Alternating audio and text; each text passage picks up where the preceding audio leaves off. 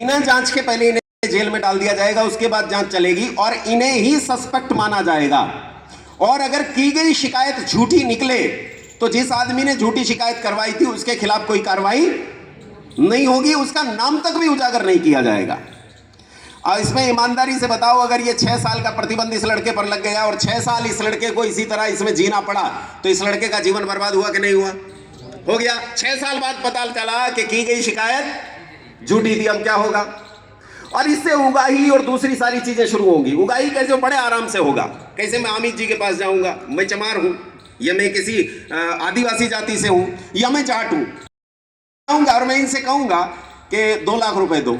अमित जी कहे 2 लाख रुपए किस बात के? बोले ये पूछने की जरूरत नहीं, नहीं तो जा रहा हूं सेल में, मैं अभी रिपोर्ट दर्ज करवाऊंगा। अच्छा, इनकी मजबूरी है, इन्हें देना पड़ेगा, क्योंकि अगर इन्होंने झूठी रिपोर्ट भी करवा दी तो मेरे 5-6 साल तो गए, खत्म, बर्बाद। अच्छा, प्रोफेसर से यही उगाही आसानी से की जा सकती है कि नहीं? लड़के के पास तो पैसा नहीं है लेकिन प्रोफेसर के पास तो है। ये किन्होंने किया? ये किन्होंने किया, ये समझने की जरूरत है। ये किन्होंने किया, इसे अच्छे से समझो। 3 समितियां हैं, 3 बॉडीज हैं जो इस देश में एजुकेशन को चलाती हैं। एक यूजीसी, AICTE टेक्निकल एजुकेशन को चलाती है, और तीसरी NCTE जो टीचर्स एजुकेशन को चलाती है। ये 3 बॉडीज हैं, 3 रेगुलेटरी बॉडीज हैं जो पूरे देश की एजुकेशन को चलाती है। लेकिन इसमें एक्रेडिटेशन, एडमिनिस्ट्रेशन और एफिलिएशन वगैरह को लेके अलग अलग लॉज, अलग अलग कानून थे। तो सरकार ने क्या किया कि इन तीनों रेगुलेटरी बॉडीज को हम खत्म करेंगे और इनके स्थान पर एक ही रेगुलेटरी बॉडी बनाएंगे, VBSA नाम है इसका। हैं? ये एक ही विकसित भारत अधीक्षण समिति के नाम से ये एक ही बॉडी हम बना देंगे तीनों के स्थान पर। अब ध्यान से सुनना, ये बॉडी बना रहे हैं और ये बॉडी अभी खत्म नहीं हुई है। जब ये बॉडी बन जाएगी तो ये अपने नियम लागू करेगी और इनके सारे नियम खत्म हो जाएंगे पिछली 3 बॉडीज के। लेकिन इन बॉडियों के अधिकार क्षेत्र से लेकर इस बॉडी के अस्तित्व में आने तक एक बीच का पीरियड है जिसे हम ट्रांजिशन पीरियड कह सकते हैं, है ना? अब इस ट्रांजिशन पीरियड में नए नियम लाने की क्या जरूरत थी? क्या जरूरत थी? तो वो कह रहे हैं कि यहां एक गवर्नेंस वैक्यूम क्रिएट हो जाता है कि गवर्नेंस नहीं की जा रही है, शासन नहीं संभाला जा रहा है, वो एक वैक्यूम क्रिएट हो जाता। अरे पहले नियम है तो सही, वैक्यूम क्यों क्रिएट हो जाता? ये एकदम लचर तर्क है। असल बात क्या है मैं बताता हूं। असल बात यह है कि इन UGC में, NCTE में, AICTE में, जुडिशियरी में, ब्यूरोक्रेसी में, एडमिनिस्ट्रेशन में वामपंथी भरे बैठे हैं। और वामपंथी जानते हैं जिस दिन ये समितियां खत्म हो गई तुम्हारी औकात खत्म हो जाएगी। और वो ये भी जानते हैं कि नई समितियां जब अस्तित्व में आएंगी तो वो नई समितियां अस्तित्व में आने पर अपने नियम लागू करेंगी तो कहीं ऐसा ना हो हमारा जो झंडा था, हमारा जो एजेंडा था वो खत्म हो जाए। इसलिए उन्होंने पहले से इस ट्रांजिशन पीरियड में आनन फानन में ये नियम बना दिए ताकि आगे जब नई समिति बने तो ये नियम बेस मटेरियल का काम करें और हमारी लेगेसी अगली वाली समिति में भी जाए। उन्होंने जातीय आधार को आधार बनाकर हिंदू समाज को तोड़ने फोड़ने का काम किया। बोलो हाँ कि ना? सरकार को इससे कोई लाभ है? सरकार को लाभ है? सरकार से तो पिछड़े भी नाराज और अगड़े भी नाराज हैं। मैं रही में रहता हूं, आके देख लो, सबने तलवार निकाल रखी है, कत्ल करने को तैयार है। और अगर पिछड़ों को देखना है तो जाके सिसोना में देख लो, उन्होंने तलवार निकाल रखी है, बोले तुम नियम हटा के दिखाओ। वो कह रहे हैं तुम नियम लागू करके दिखाओ। अब बेचारे फंस गए, क्या करें? इसका मतलब सरकार का काम नहीं, सरकार के अंदर बहुत सारा फिलर भरा पड़ा है और ये फिलर गड़बड़ कर रहा है। इसलिए जरूरी है कि हिंदुओं को इस जातीय आधार को छोड़ना होगा। ये जाति छोड़नी होगी। ये जाति तुम्हारे पांव की बेड़ियां हैं, ये अच्छे से समझ लो। हमारे एक आचार्य जी हैं बागेश जी, रात में उन्हें सुन रहा था। आरक्षण से अच्छा होता है संरक्षण। आरक्षण से अच्छा क्या होता है बोलो? अच्छा, संरक्षण क्या होता है? आप गाड़ी में जा रहे हो और गाड़ी में आप सीट पर बैठे हो और अचानक एक आदमी खड़ा हुआ, लाठी लेकर आया जो चल नहीं पाता, उसके पांव खड़े होने में असमर्थ है, उसके पांव में कैलीपर लगा है, तो तुम क्या करोगे बोलो? क्या करोगे? खड़े हो जाओगे। और क्या करोगे? इसे क्या दोगे? इस लंगड़े आदमी को क्या दोगे? सीट दोगे। ये इस आदमी के लिए संरक्षण है। बोलो हाँ कि ना? महिला आ गई तो सीट दोगे, बूढ़ा आ गया तो सीट दोगे, कोई कमजोर आदमी आ गया, बीमार आदमी आ गया तो ये क्या दे रहे हो? इसे संरक्षण दे रहे हो। ये क्या कर रहे हो? इसे संरक्षण। इसमें इसकी काबिलियत नहीं देख रहे हो, काबिलियत नहीं, आंख बंद करके। ये भी नहीं देखा किस कुल में पैदा हुआ, किस बिरादरी में पैदा हुआ, कुछ नहीं देखा, तुमने इसे सीट दे दी। लेकिन अगली बात पूछता हूं, ड्राइविंग सीट खाली है, ड्राइवर नहीं है, अब क्या करोगे? किसी को भी बिठा दोगे या जो गाड़ी चलानी जानता है उसे बिठाओगे? जो गाड़ी चलानी जानता है उसे बिठाओगे।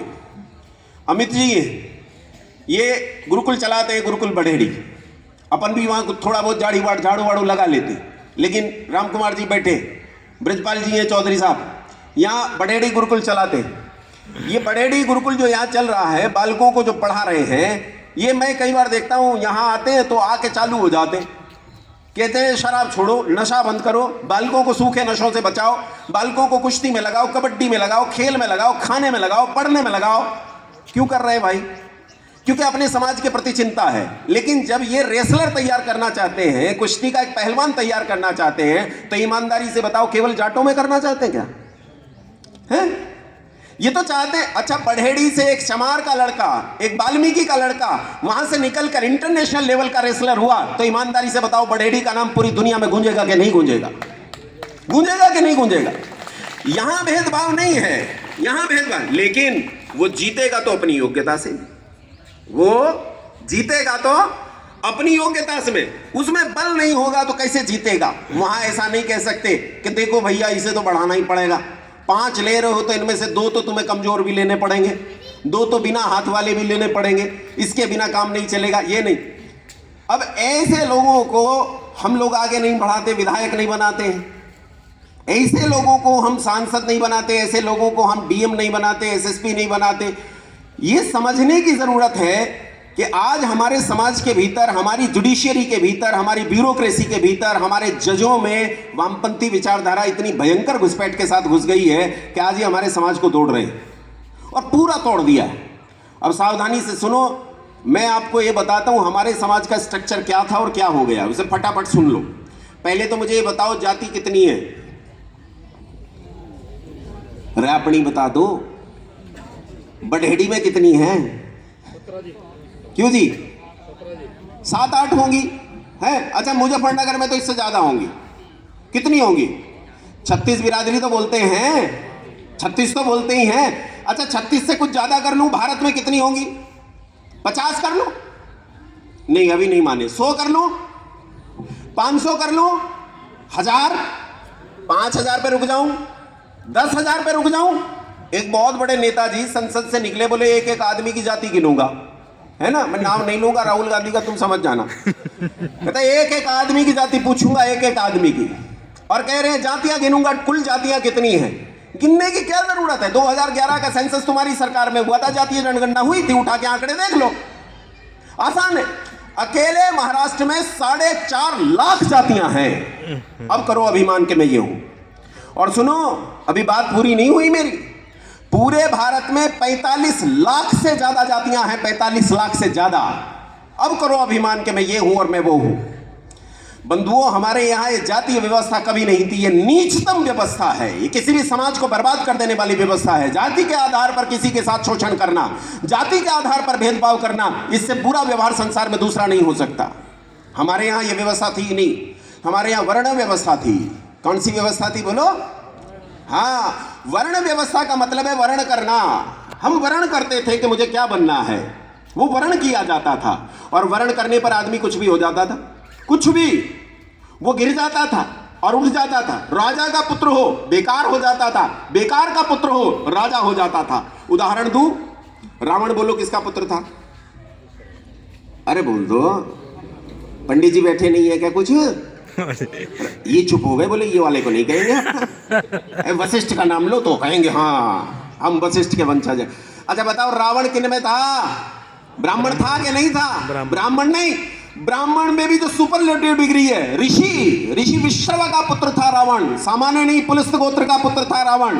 रावण वो था जिसकी पीढ़ियां वेद पाठ करते चली आई, जिसकी पीढ़ियां संसार को शिक्षित करते चली आई, लेकिन जब आचरण से गिरा तो हमने उसे ब्राह्मण नहीं कहा, क्षत्रिय नहीं कहा, वैश्य नहीं कहा, शूद्र नहीं कहा। क्या कहकर पुकारा?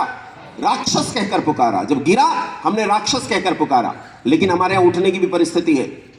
चांडाल कुल में एक बालक पैदा हुआ। चांडाल कुल में इस बालक ने अध्ययन के लिए प्रयास किया, आचार्यों के पास गया, गुरुकुल में रहकर पढ़ा, निष्णात विद्वान हुआ, और उसके बाद बड़े रिसर्चर्स में इसका नाम आया और दुनिया ने इसे ऋषि जैमिनी के नाम से जाना। चांडाल कुल में पैदा हुआ था।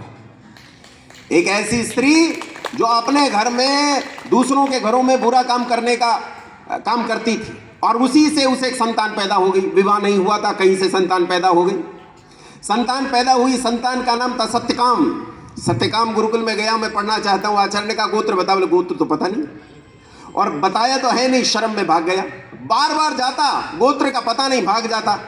एक दिन माँ के पास जाके बोला, माँ मुझे गोत्र बता, आज कतई मुझे केजरीवाल समझ, या तो तू मुझे गोत्र बताएगी, नहीं तो यही आमरण अनशन करूंगा, अभी बैठूंगा, मुझे बता मेरा गोत्र क्या है। उसने कहा जा अपने आचार्य से कह दे कि मेरी माँ ने युवावस्था में बहुत सारे घरों में सेवा की है, इसलिए वो नहीं जानती कि मेरा गोत्र क्या है। सत्यकाम आचार्य के पास गया, उसने जाकर यही कहा। आचार्य ने कहा इसकी कोई आवश्यकता नहीं है, बता तेरी माँ का नाम क्या है। उसने कहा मेरी माँ का नाम जबाला है, और उपनिषदों में अनेक आख्यानों में सत्यकाम जाबाल का नाम आता है। ऋषि, ऋषि कुमार प्रसिद्ध हुआ, ऋषि उत्पन्न हुआ। किस घर में पैदा हुआ, कैसी माँ की कोख से पैदा हुआ और ऋषि हो गया। हमारे यहाँ गिरना और उठना दोनों चलते रहे। विश्वामित्र राजा थे, लेकिन उन्नति करी तो क्या बन गए, ऋषि बन गए। क्या बन गए, ऋषि बन गए। और उनके 9 पुत्र थे, 9 पुत्रों ने प्रयास नहीं किया, 9 के 9 पुत्र शूद्र हो गए, 9 के 9 पुत्र शूद्र हो गए। इसलिए बंधुओं, हमारे यहाँ वर्ण व्यवस्था थी जिसमें उठना और गिरना दोनों परिस्थितियां थी। ये जाति व्यवस्था तो ऐसा कटघरा हो गया है कि मैं कितना ही पढ़ लूं, कितना ही लिख लूं, मैं चमार घर में पैदा हुआ हूं, मैं चमार ही रहूंगा, मैं कभी इससे निकल नहीं सकता। अगर आपने यह कटघरा नहीं तोड़ा तो ये देश 78% हिंदुओं से घटकर 28% हिंदुओं में जाएगा, और काफिरों तुम्हें तुम्हारे घर में घुसकर मारा जाएगा, तुम्हारी माओ बहनों को घसीट कर उनके साथ रेप किया जाएगा, सड़कों पर नोआ खाली की तरह नंगी करके चीर कर लटकाई जाएंगी, तुम्हारे बच्चों को भालों के नेजों पर उछाला जाएगा यदि तुम नहीं उठे तो। ये इतिहास है, ये दर्ज इतिहास है। ये इतिहास के एक एक पृष्ठ पर काली स्याह स्याही से लिखा हुआ है। मेरे पास बात तो बहुत सारी थी, बहुत सारी करनी थी, समय कम है, फिर कभी जरूर लंबी चर्चा करेंगे। लेकिन एक चीज बहुत जरूरी है समझने की, जो मैं और आप नहीं समझते। यहाँ जितने लोग बैठे हैं अधिकांश किसान बिरादरियों से लोग बैठे। लाला भी है क्या एक आध? लाला नहीं है, नहीं है, लाला नहीं है। सब किसान बिरादरियों के, मजदूर बिरादरियों के लोग बैठे। अब सावधानी से मेरी बात सुनो।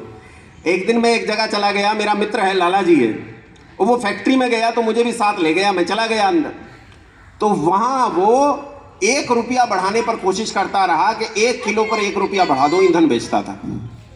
अच्छा, उसने सुबह से शाम कर दी, मेरा दिमाग खराब हो गया। मैं बाहर निकल के बोला, भाई तू 1 रुपया मुझसे ले लेता, तूने यार 1 किलो पर 1 रुपया बढ़ाने के लिए ये क्या मूर्खता का काम कर दिया।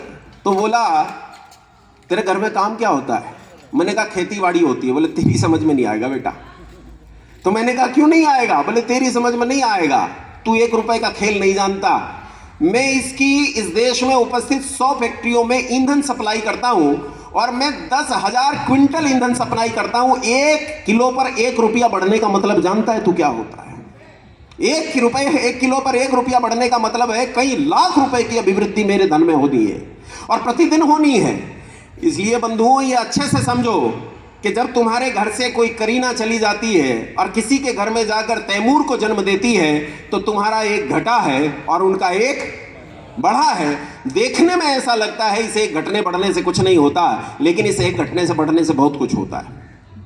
मेरा गुरुकुल है, वैसे मैं कहना नहीं चाहता था, क्योंकि गुरुकुल थोड़ा सा अलग तरह की जगह होती है, लेकिन ये तो अपने ही लोग हैं, सब कोई गड़बड़ी नहीं करेगा। गड़बड़ी करेगा तो देखेंगे तुम्हें भी, अमित जी को साथ लेके रखूंगा, फिर देखेंगे गड़बड़ी करोगा तो। हम हमारे गुरुकुल में अनेक मुसलमानों की शुद्धि कर चुके हैं, तुम्हें भी ये काम करना चाहिए।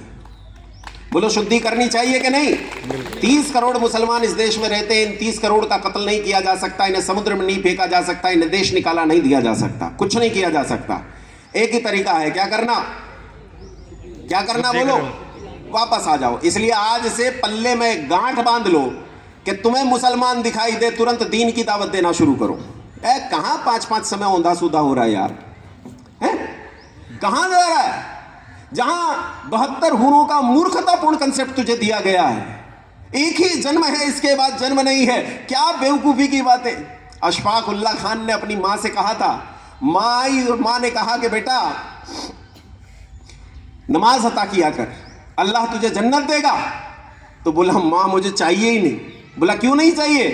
कहा मेरा मित्र है पंडित राम प्रसाद बिस्मिल, जब उसे लोगों ने कहा तुझे फांसी हो जाएगी, तू मर जाएगा, तो बिस्मिल कहता है ईश भारत भूमि में 100 बार मेरा जन्म हो, कारण सदा ही मृत्यु का देशोपकारक कर्म हो, यदि देश हित मरना पड़े मुझको हजारों बार भी, तो भी न मैं इस कष्ट को निज ध्यान में लाऊं कभी।